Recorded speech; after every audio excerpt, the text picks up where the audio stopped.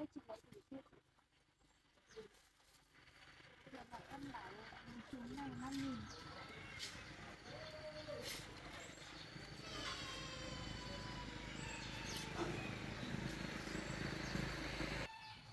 Cái này 10 chùm 50.000 chị ạ.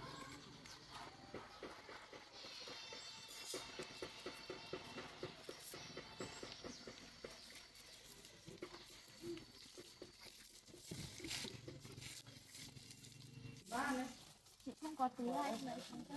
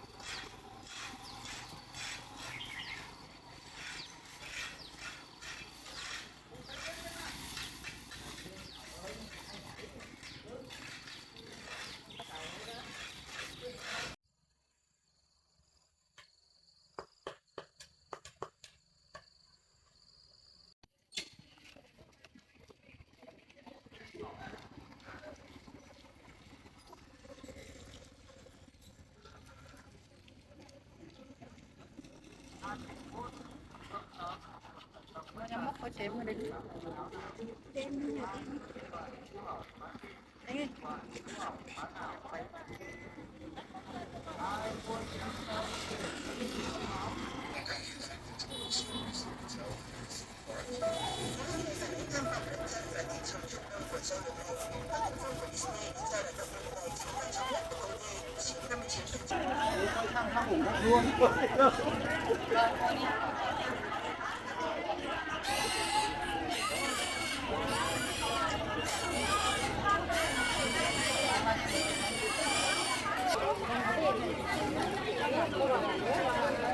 Bán vải à? Con bao nhiêu đấy?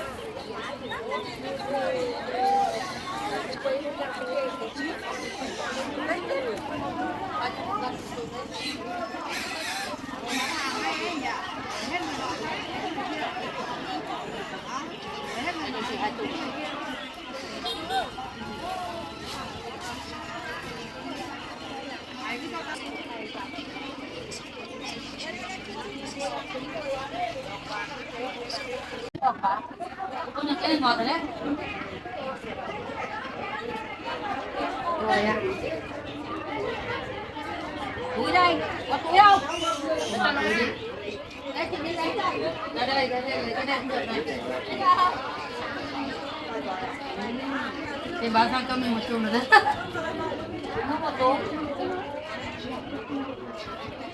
Cái này con nhận ngọt rồi. Ai biết nhìn à?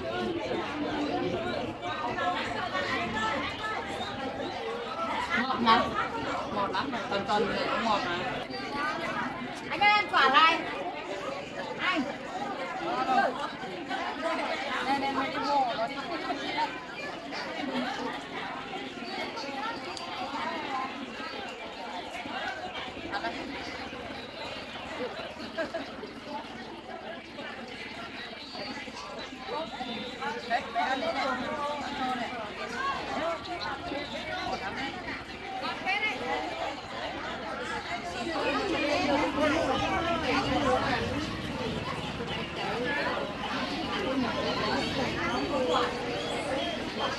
Ba mắt trong mặt.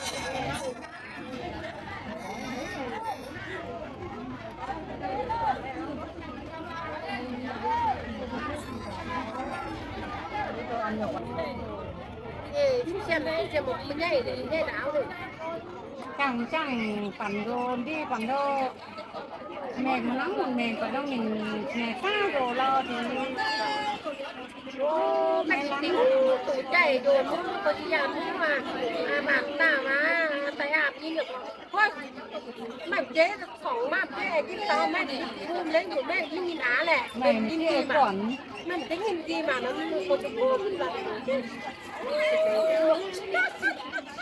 là con này có nó tấu hơn đâu nhà thì lão ở muốn lô tăng thì ra mặt lãoอยากgì muốn các anh cái này đâu anh hộ đây là nhà anh ơi các em mới ngày á đi thì nào đây đây này em cứ tự hộ đây này mày biết tao làm gì mày biết này đây thứ này là chua của nhà này bán rẻ cho hay là lấy tiền mà bán đi thế ăn cái gì thì ăn đi một hướng thôi cà pháo cà tím nhà cháu trồng một cái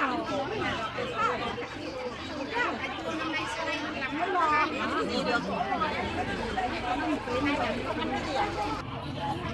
bao tiền ai nó nhìn nào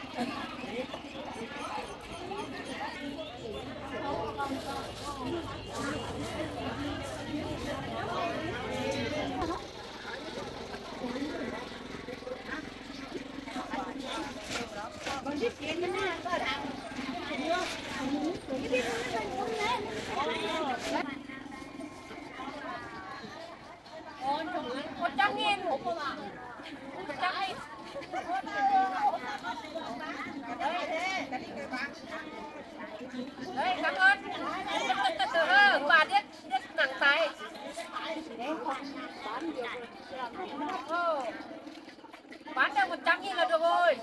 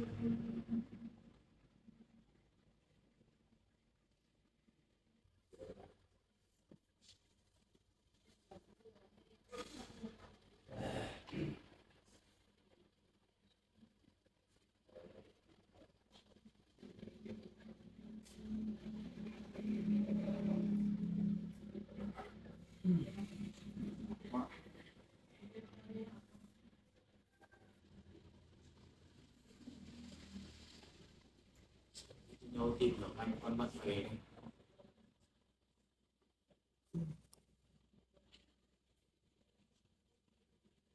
thì đang tìm được, cố gắng lắm rồi, đi tìm khắp nơi, chỗ nào cũng không thấy.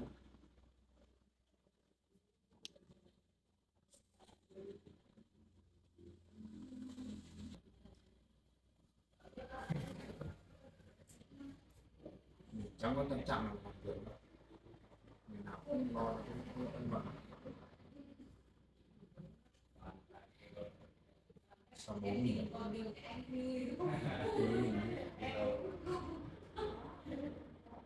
như bố mà không cấm thì không có chuyện gì xảy ra.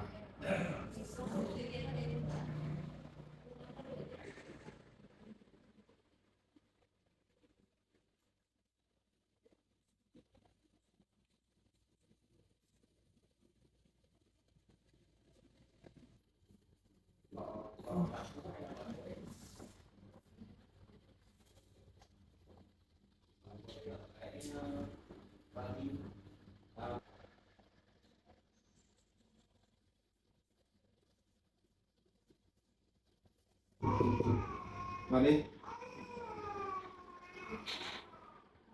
Để anh bảo nhá. Đấy anh sẽ ký giúp em cái hồ sơ bệnh án của bệnh nhân của em.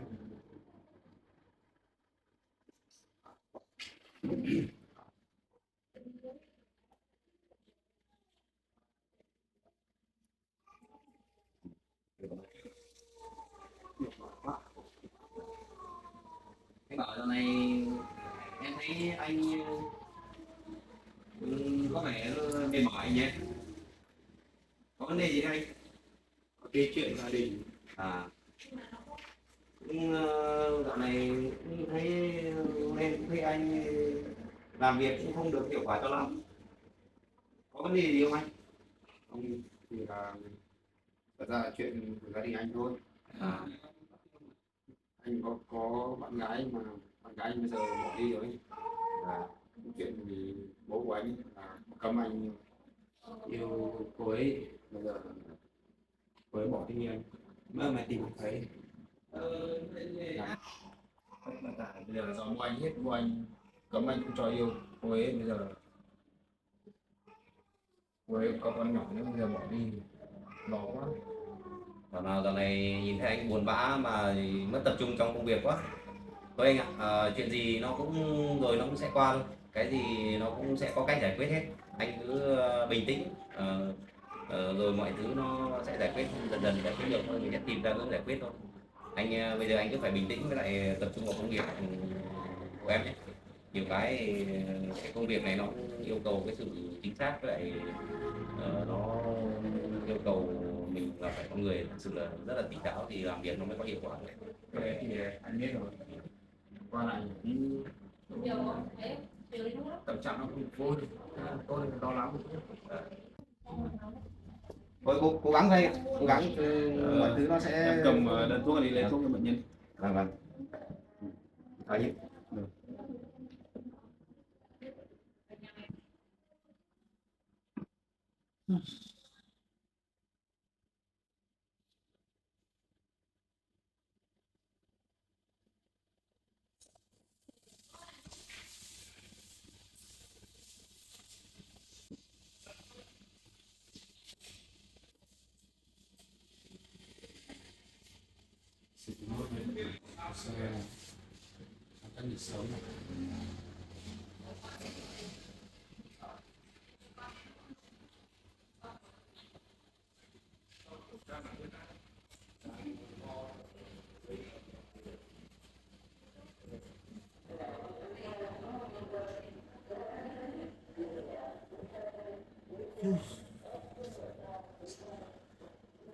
Giờ trong đầu chỉ nghĩ đến là con Mận, có tâm trí đâu mà làm việc.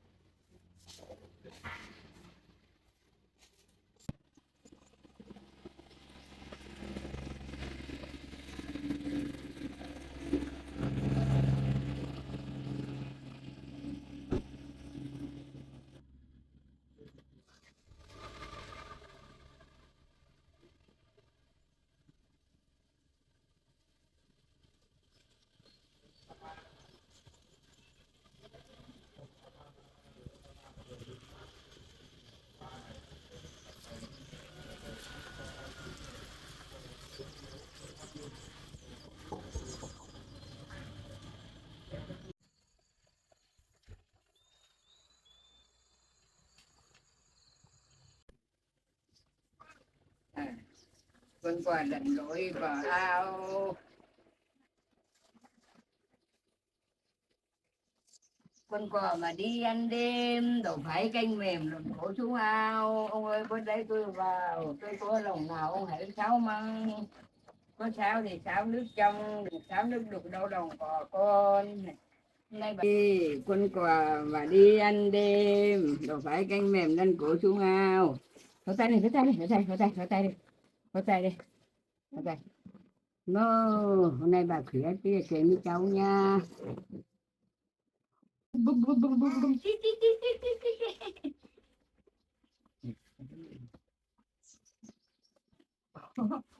Không đoàn ở đây đâu. Wow. Vẫn rồi, vẫn mắt ạ. Vẫn mắt đấy. Hôm nay mới bác khỏe tí thôi, con không được nhiều nhá. Nhiều quá bà không có sức đâu. Rồi. Tay, có tay, có tay, có tay, có tay, có tay, có tay, có tay. Đây này. Có tay chưa? Có tay đi.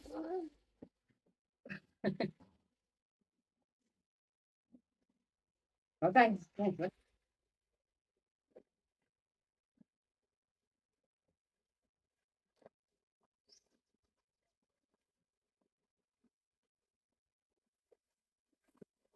Như nhá. Một chân đi. Một chân vỗ tay đi. Đấy em bé này. Bé này, bé này, bé này, bé này.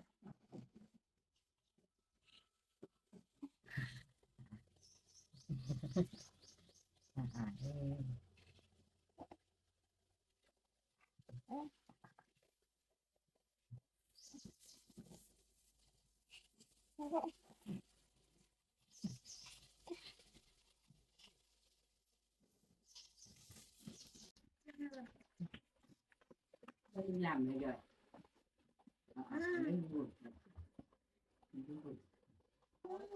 Trong mua cái gùi này à? Ờ. Mình. Ờ. Trong mua 100 à?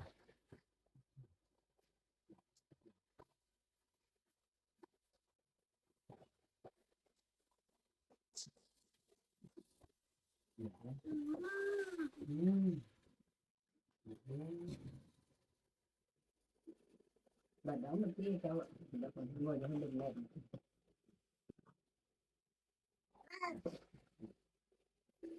Dạ đi làm bây giờ cháu ơi, chia. Dạ nghe, thì kêu dạ đi.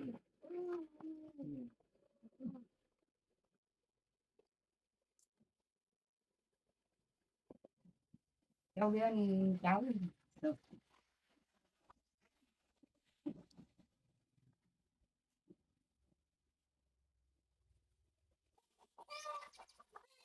Mới cho với cháu đôi tí.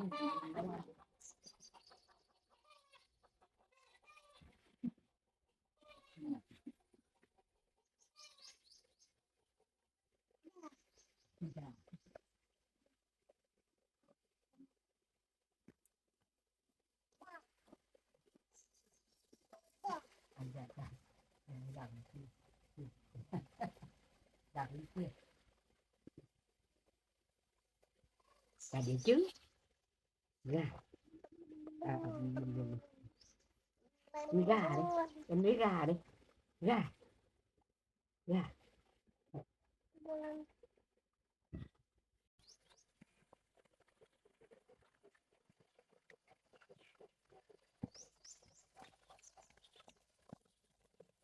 Cháu đi lấy nước à? Thế cụ vào nhà nó một tí chuyện á.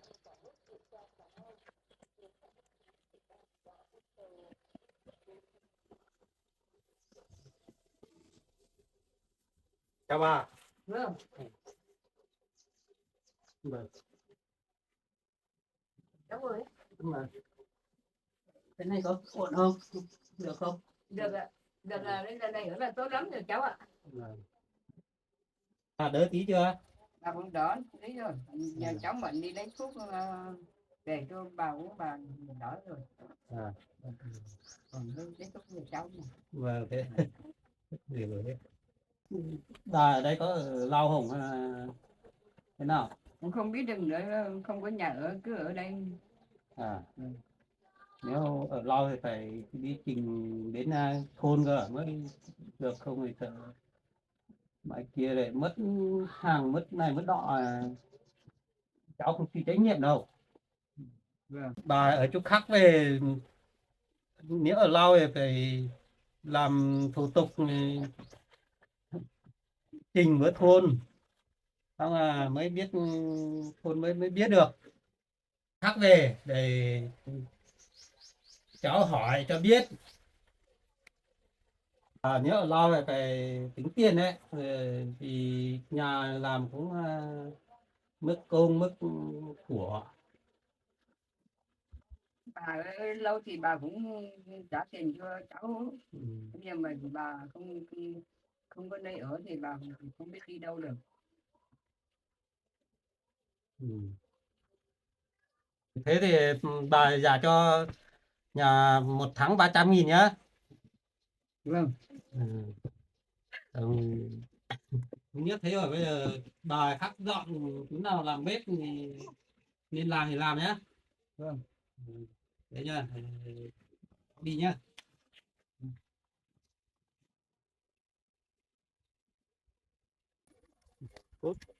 Cứ tưởng là cháu ở ngoài 2 hôm, nhưng mà cháu lại ở Lao thì bác lại tính tiền đấy. Thì cháu phải cố xếp tiền cho bác nhá.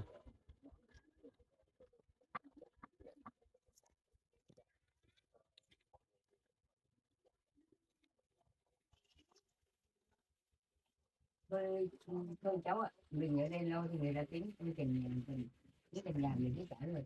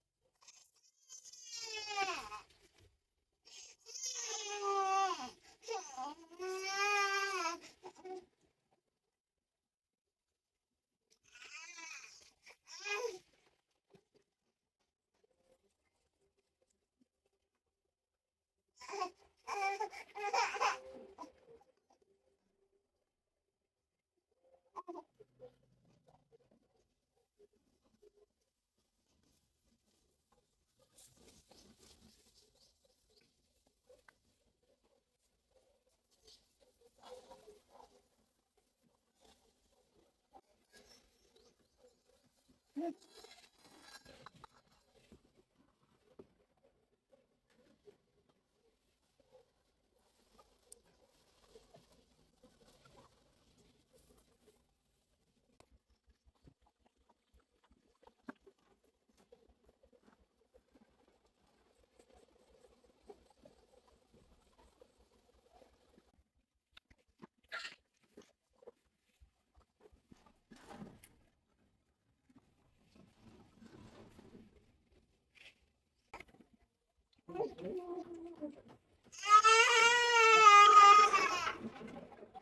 đây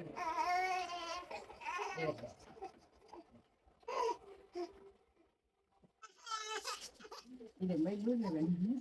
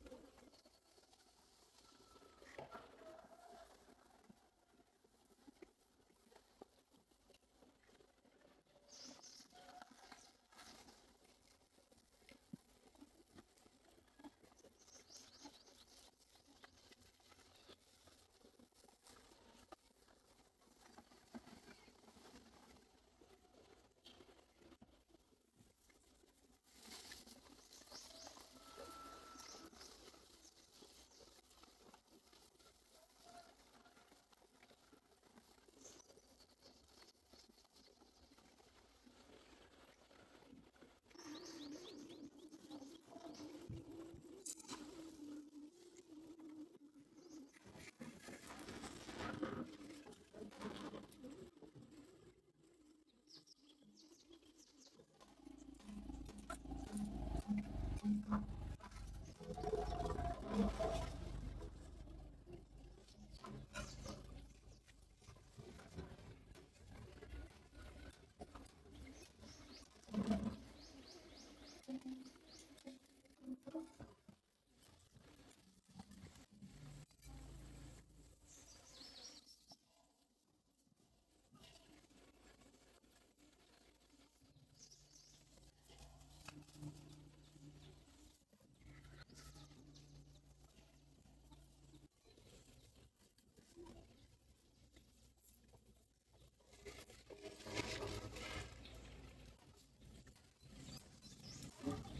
you.